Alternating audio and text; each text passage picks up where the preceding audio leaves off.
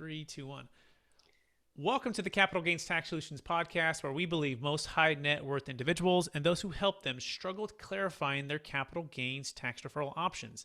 Not having a clear plan is the enemy, and using a proven tax deferral strategy, such as the Deferred Sales Trust, is the best way for you to grow your wealth. Hey, I'm your host, Brett Swartz, and each episode I am joined by some of the best entrepreneurs, real estate minds, financial and wealth advisors in the world, where they share their ideas, deal stories, and inspiration. So together we can make complex tax deferral strategies simple and passive income plans achievable. Hey, I'm excited about our next guest. He is an entrepreneur who's on a mission to buy more businesses, maybe your business. He's underwriting deals all the time, and he has a background of actually owning and selling a couple companies, which we're going to touch on here. And then he started a podcast called Let's Buy a Business. And he also has the website, letsbuyabusiness.com. Please welcome to the show, Ryan Conde. Hey, Ryan, how you doing? Great. Thanks, Brett. Thanks for having me. Hey, excited to dive in to your story. And so would you give our listeners a little bit about your background and your current focus? Yeah, absolutely. So I spent about 8 years in software sales. And then I got into more e-commerce, the e-commerce game. So I've bought and sold several different businesses in the e-commerce space. I've started businesses from scratch. I even started a candy factory about 6 years ago from scratch, which you can find in Sam's Club and Walgreens now. And I realized my background was more on the sales and marketing side, not the manufacturing. And I realized I had a lot more fun with the businesses that I had bought. So I could skip the first 5 years of the grind and already developed that product market fit. And so I've made a couple acquisitions up to this point. I sold one of my e-commerce companies in January, started documenting my journey of looking for a new company, Brett, and we're just about to close on that company in about 2 weeks and can kind of share more details as that launches, but it's been a fun process. I'm kind of all things acquisitions. I think a lot of people can go down this path and they don't need to come up with the next Google. They don't need to eat ramen for the next 5 years as they start a company, but they can find something that's already working. It's got customers, a product market fit, and of course, profit. So Absolutely love that. We're going to dive into that full part of the strategy and understand how you create and preserve more wealth doing exactly that, and saving a lot of time, which sounds really where we're about right now in this age of attention versus the age of information. But before we go there, the big question that a lot of our listeners who tune in want to know is, Ryan, what's the biggest frustration you had when you sold those companies as it pertains to capital gains tax deferral? Oh man, I should have called you before I sold, right? So I've done this a few different times, and every time I learn new things, right? I didn't go to school to become a CPA and understand all the tax laws, and I would say most entrepreneurs don't.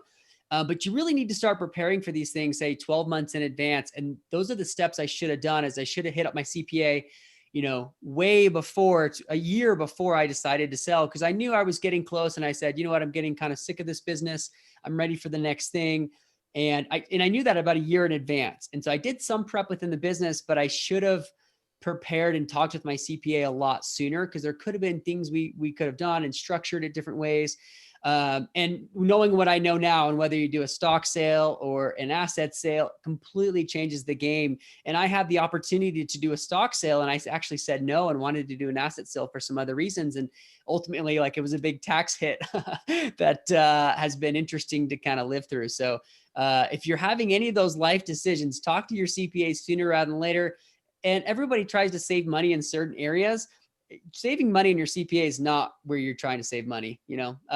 Definitely go with someone who's worth their weight, because it's going to save you much headache down the road and save you a lot of money. Yeah, really well said. And for anyone who's listening right now who's considering selling a business, real estate, primary home, or public or private stock, you go to capitalgainstaxsolutions.com and you can learn about the Deferred Sales Trust. In fact, we just did a business sale, a $2.6 million sale for a gentleman out of Alabama. He was selling a business and he wanted to transition into real estate. He deferred $600,000 of capital gains tax using the Deferred Sales Trust. And what's cool now, he's launched his next venture, which is developing multifamily real estate. It's kind of a syndication group and with a friend of his. And they're using the funds that they would have paid to the U.S. government to fund the next business venture. We call it the go fund yourself, right? Instead of going for VC capital or having to go to a bank, right, and pay points and pay for the loan, why not just fund yourself through your own Deferred Sales Trust, which is what we can do now. But that being said, Ryan, this is our shorter. Also, Brad, let me jump in right there. What's really interesting is people hear like, oh, you sold your business for $2.5 million. That was before the tax man came in. So the fact that you're able to structure that is really, really incredible. And it helps from the planning beforehand, because I can't tell you, and I've lived it. I can't tell you how many owners that I see, they sell a business and they cut this check that is enormous to the tax man. And they're just not necessarily big things, but little things you can do to kind of prepare yourself beforehand. And, you're talking $600,000 that this person could save. That's a pretty massive amount to start their next gig.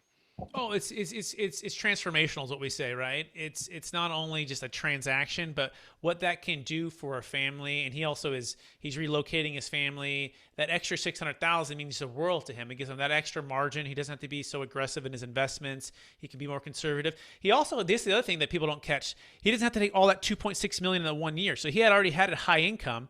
Then he's adding the 2.6 on top of that, and he's getting just completely clobbered. So in other words, he can defer all that. His income still stays at a relatively number here, and now he can slowly receive payments, and that's the idea of this installment sale known as a deferred sales trust. We're also doing an e-commerce sale right now. We'll see if it goes, but it's a gentleman 8 years ago, and this will maybe connect with you. And he goes, I'm selling my stuff on Amazon, and all of a sudden I got all of these Me Too copycats from overseas, and my margins dropped. So then I had to pivot and regroup and start my own brand. And then I built that brand. I go, what are you mainly selling? And he's down in Southern California, and he's originally from Chicago. He goes, well, I'm selling a lot of curtains for bathrooms. I'm like, okay. And I go, but it's exploded. We've kind of had our niche here. We sell some other stuff too. And I go, what do you think it's worth? And he goes, probably about 40 million. I'm like, I'm like, what's your basis? He goes, oh, about zero. I go, what do you owe? About 500,000. And he's our age, Ryan. And I go, what's your tax liability? He goes, well, I talked to my CPA. He thinks it's about $16 million. And I said, okay. And he goes, well, I heard you on a couple podcasts, and I'd like to learn more about this. So the point of all of this is not only is he getting a chance to sell, he had next to zero 8 years ago. Now it's 40 million. He's going to defer 16 million of tax, and then he has the ability to roll that into more of his own businesses and also invest into real estate, which is pretty amazing. We call it transformational. So again, you can go to capitalgainstaxsolutions.com. Hey, Ryan, for those who want to learn more about you right now, this is our short interview before we dive into the full interview.